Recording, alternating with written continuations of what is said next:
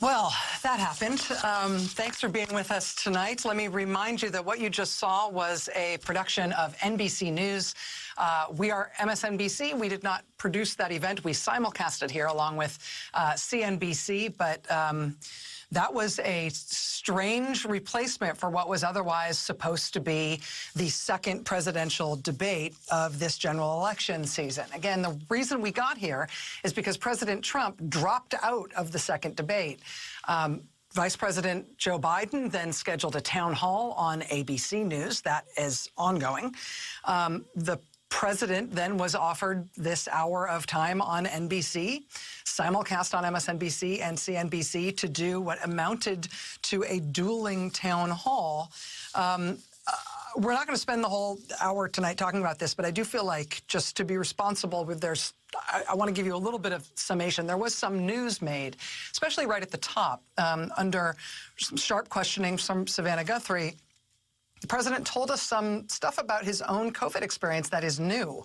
The president, in his own words, asked about whether or not he had pneumonia, says that he was told his lungs looked a little different, perhaps infected. They've never before talked about what the president's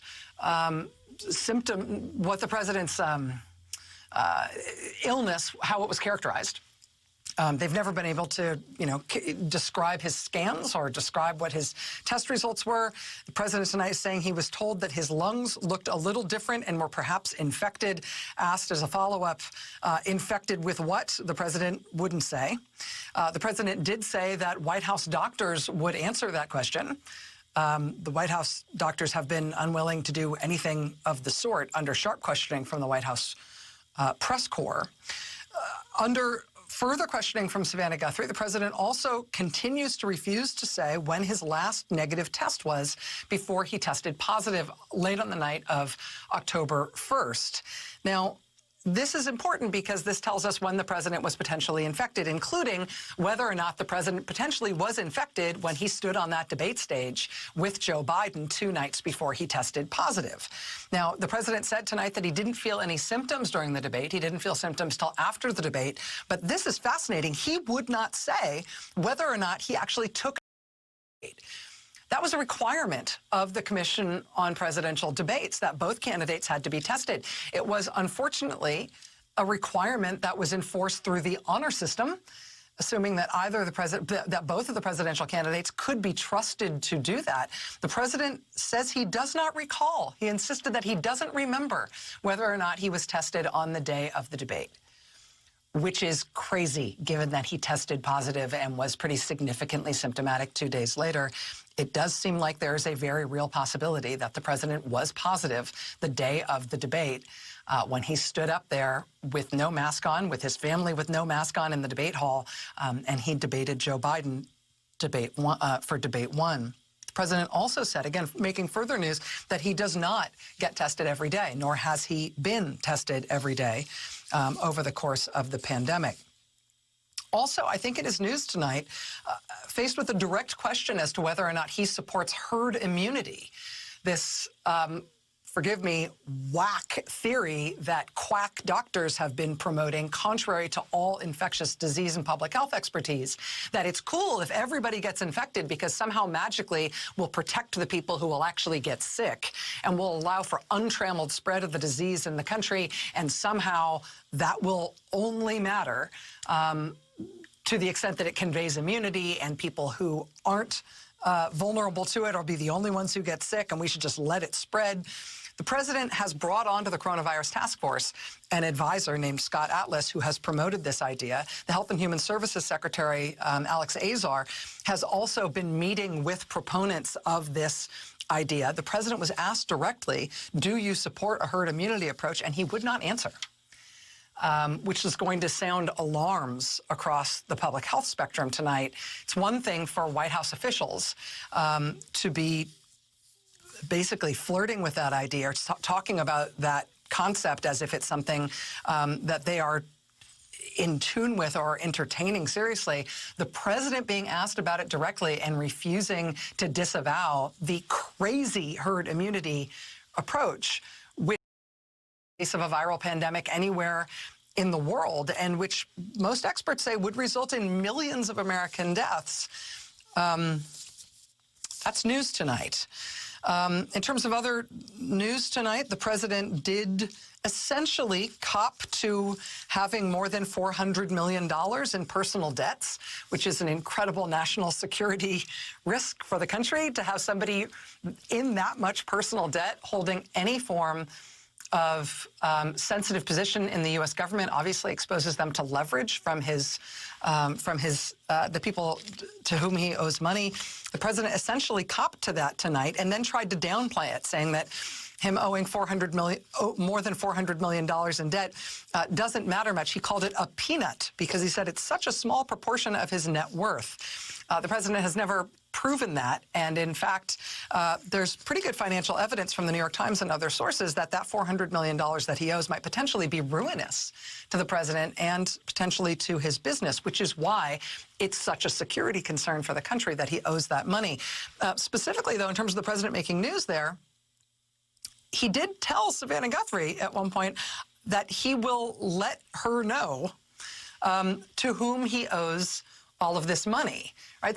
That's the question. If it's a national security threat for the president to owe more than $400 million, well, to whom does he owe that money? Who could potentially exert leverage over him? To whom might he be trying to favor through his official actions as president as a way of trying to ease up his potential financial burdens? He said, I will let you know who he owes that money to. That's news. I doubt he meant it, but he did say that tonight.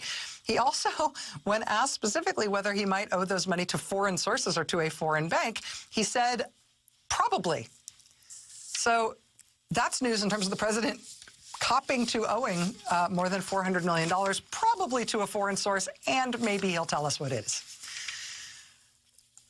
I know why the president didn't want to do a second debate with Joe Biden. I don't now necessarily know why he wanted to do this.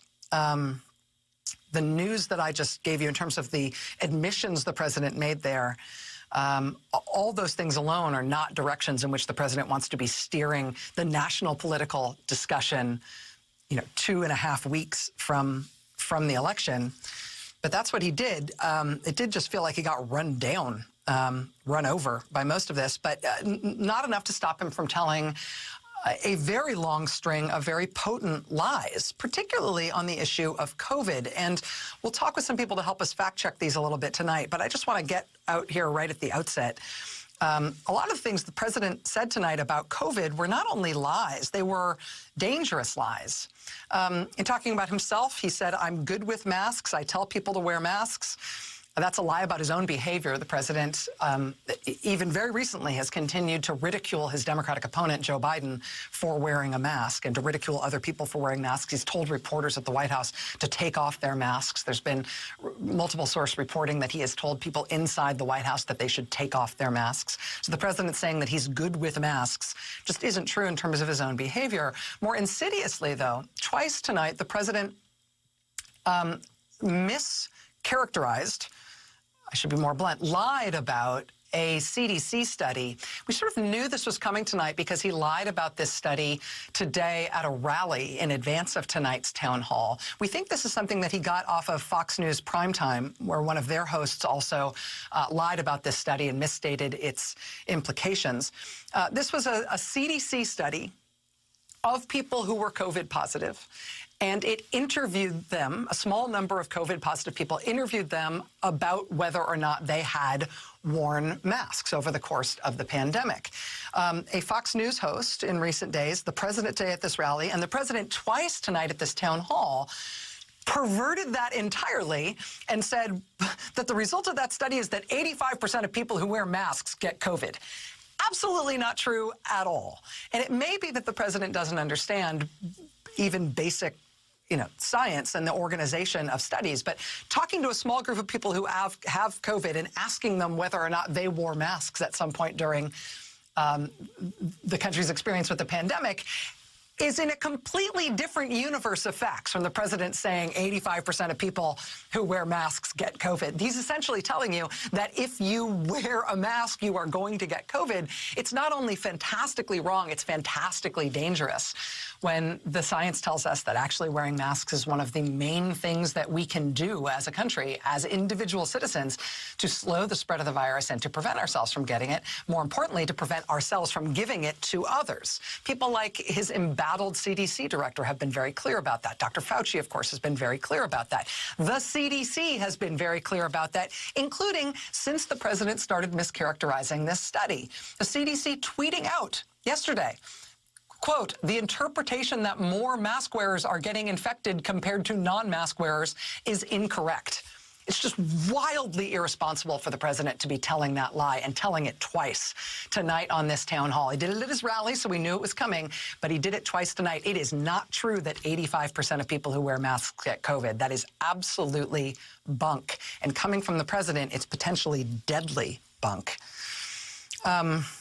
The president also said tonight, we have cures. He said, you can use that word. We have cures for COVID. Not only is that wrong and tragic, but the president telling people that there's a cure for COVID is, again, dangerous. He is telling people who believe what he says about COVID, despite all the evidence that you shouldn't, he's telling people who believe what he says about COVID that it's a curable disease. It's not a curable disease. There is no cure. And the president is promoting that there is, and it's both wrong, again, and dangerous. We're going to actually have some expert help a little later on this hour to tell you exactly why the president was wrong when he also said, and he like brought out a note card or something to help him with this lie, when he said that the United States has actually done very well compared to other countries in terms of our COVID death rate. That's, again, exactly backwards. The president started talking about excess mortality and how we've done very well compared to other countries. The Journal of the American Medical Association, literally just this week, just 2 days ago, just did an extensive study comparing the U.S. COVID death rate and U.S. excess mortality rates with other similarly situated countries around the globe, with other relatively wealthy, relatively well-off countries. And they found exactly the opposite of what the president said tonight. I'm reading directly from that study in the Journal of the American Medical Association, quote, compared with other countries, the U.S. experienced high COVID-19 associated mortality and excess all-cause mortality into September 2020. U.S. death rates from COVID-19 and from all causes are higher than even other countries with high COVID-19 mortality. The president trying to sell exactly the opposite of that tonight. He's telling people, don't wear masks, it's dangerous. Oh, also, I've been super pro-mask. Both of those things aren't true. He's telling people there's a cure for COVID. There isn't. And he's telling us that the United States has done better than other countries in terms of surviving COVID. All just complete horse hockey from the president. The president lied also when he said that last year we had the greatest economy in the history of our country before COVID hit. It's just a complete lie. I mean, even if you just want to talk about jobs, in the first 3 years of the Trump administration, fewer jobs were created than in the last 3 years of the Obama administration. But somehow he wants to talk about last year having been the greatest economy in the history of this country. It's not even the greatest economy in the history of this decade. It's just a lie. He says it all the time, but it's still untrue. The president said that his coronavirus advisor, Scott Atlas, this gentleman who he did put on the coronavirus task force, and essentially has started to take his advice in a way that seems to supplant the real public health experts, the real infectious disease experts and epidemiological experts like Dr. Fauci and Dr. Birx. This guy, Scott Atlas, when confronted by Savannah Guthrie tonight with the fact that Atlas is not a public health expert, is not an epidemiological expert, is not an infectious disease expert, the president said, no, he's one of the great experts of the world. He's a radiologist. He specializes in taking MRIs of people's heads. He's not an infectious disease doctor. He's not a public health doctor. He's not an expert on any of the things that he's advising the president on. The president either doesn't know that or doesn't care and is lying about it. One of the great experts of the world. Yeah, if you were talking about MRIing your neck, sure. But when it comes to coronavirus, no. On healthcare, the president lied and said that we're always protecting people with pre-existing conditions. This is something, again, that Savannah Guthrie did call him on directly. The president, his administration right now has a case before the Supreme Court in which they are asking the Supreme Court to strike down the rule under Obamacare that requires insurance companies to give you coverage even if you've got pre-existing conditions. That's a fact. The president is lying about it, saying he's protecting people with pre-existing conditions.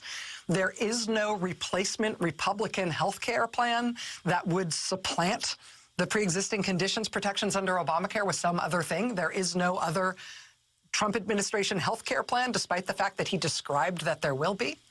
That's a lie from the president tonight. The president also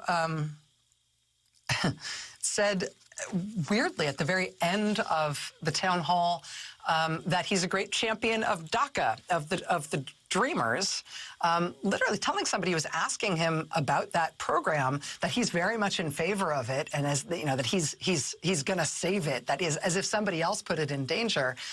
Savannah Guthrie correctly pointing out that under the Trump administration, they've absolutely halted that program and not allowed anybody to apply for DACA protections whatsoever. The president tonight trying to sell himself as if he's the guy who came up with that, or that he's the one who has been promoting it. Just up is down, black is night. Up is down and black is white. I will say, though, in addition to all the things the president lied about, including what I think were some very, very dangerous and potentially fatally dangerous lies about masks and COVID, the thing that is probably going to stick to the president the worst for this town hall is not just his lies and not just, I think, the news that he didn't mean to make. What exactly was a little bit infected about your lungs, sir? And why won't you tell us if you got tested on the day of the debate? It's a matter of record. Somebody can look it up. I think the thing that's going to stick to him even worse than that, though, is the president trafficking, and even worse than he has before, trafficking in some pretty dark conspiracy theories. I mean, there's some of the ones that we've heard before. He is still blaming Gold Star families. He's blaming the families of what he described as the parents of fallen heroes, the families of Gold Star families, the families of American service members killed overseas. He's blaming them for infecting him. Pressed on that by Savannah Guthrie, why do you keep bringing that up? Why do you keep describing Gold Star families as the people who posed the threat to you when it came to COVID? The president tried to demur and said, well, I don't know where I got it. But he does keep trying to blame military families for having infected him. The president tonight saying that it is a conspiracy theory in the states where there are anti-COVID policies in place, where there are lockdowns or business closures or other rules to prevent the spread of COVID. The president today saying essentially that that's a conspiracy against him, that those things aren't meant to slow the spread of COVID. They're just meant to hurt him politically. He said on November 4th, you watch, they'll end the lockdowns, because he says the lockdowns are only being done for a political purpose, not anything to do with the virus. That is not only a lie, it's an insidious conspiracy theory that has led to not only actions contrary to public health, but has led to some of the crazy stuff we've seen, like the militia groups that were recently rounded up by local law enforcement and the FBI for planning to kidnap and or kill governors who have put in place measures to try to slow the spread of COVID, like Governor Gretchen Whitmer of Michigan and the Democratic governor of Virginia, Ralph Northam. That idea that these restrictions aren't about the virus at all, it's just out to get Trump and just out to get conservatives, that can be deadly stuff. And the president is playing with fire there by promoting that conspiracy theory, particularly after it was just exposed as having led to a complex militia plot involving the potential kidnapping of 2 sitting U.S. governors. On QAnon, Savannah Guthrie pressing the president on why he has not denounced QAnon and why he has, she didn't press him on this, but why he has in fact promoted QAnon adherents and retweeted them, he and members of his family and members of his administration. This one's gonna sting, I think. The president kept saying, I know nothing about QAnon, I know nothing about QAnon. But then he decided he did want to say something about what QAnon is. He said, I know nothing about QAnon. I don't know, I don't know, I don't know. I don't know, just don't know about QAnon. And then he said, well, let me tell you what I do hear about it. Is they are very strongly against pedophilia. And I agree with that. I mean, I do agree with that, and I agree with it very strongly. QAnon is about pedophilia. You know what? I'm not even going to do this analogy. The QAnon conspiracy theory, as Savannah Guthrie put to the president, is a conspiracy theory that Democrats and celebrities are involved in a satanic cult that kills children and drinks their blood, and is involved in something in the basement of a pizza parlor somewhere that deals with trafficking, and some people are lizard people. And I mean, it's bizarre. The president tonight saying that they're an anti-pedophilia group, and he very strongly agrees with that, is going to put gas in their tank. This is a conspiracy theory that is growing, that is radicalized, that is essentially becoming a militarized pro-Trump movement that has justified incredibly, incredibly radical and violent fantasies to the point where QAnon content is banned on most mainstream social media at this point. The president putting gas in their tank tonight by saying that they're an anti-pedophile organization. That's not at all what they are. The president also asked tonight why he retweeted a conspiracy theory that President Obama killed SEAL Team 6 and killed a fake Osama bin Laden who was a body double, and the real Osama bin Laden is still out there and is innocent, right? This is the kind of stuff that QAnon promotes now, that the president himself has amplified and retweeted to his followers. The president tonight justified doing that by saying, that was a retweet. I retweet a lot of stuff. I put it out there. People can decide. It's the president of the United States. President continuing his conspiracy theories about voter fraud, calling it a tremendous problem, inventing a fantasy about thousands of ballots with his name on it found in a trash can. That's not true. The president continuing to push conspiracy theories about the Obama administration, even after his own Justice Department's effort to try to problematize these things have fallen apart in recent days. They spied on my campaign and got caught. They tried to unseat a sitting president. That was his answer to a question about whether or not he would accede to a peaceful transfer of power. The president raising those things as if those are equivalent, those complaints that he has would somehow justify him not supporting a peaceful transfer of power because they spied on my campaign.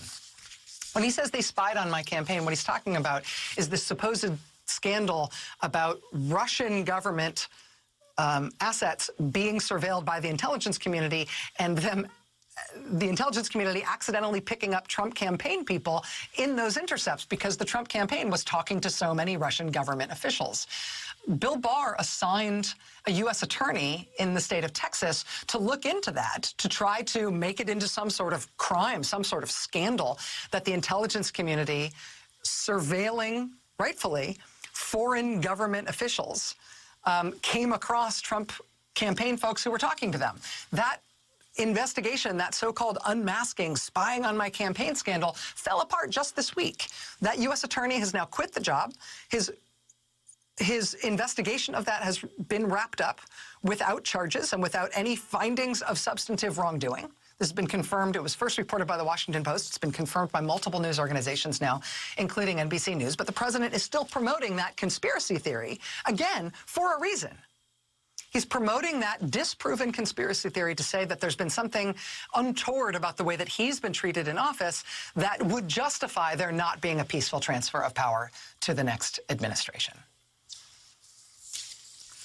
So I could go on. I don't know that the president will do a third debate next week against Joe Biden. I think the plan right now is that he will.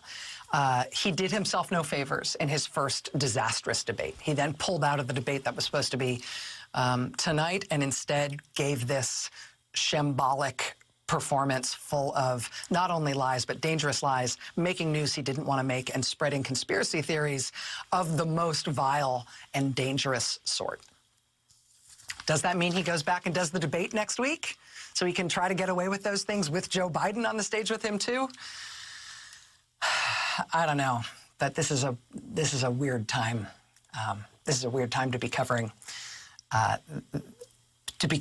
this re-election campaign for this president. This is the way he's going to run it. All right, in just a moment, we're going to get some expert advice on what we just heard. It's a very strange night of news. Stay with us.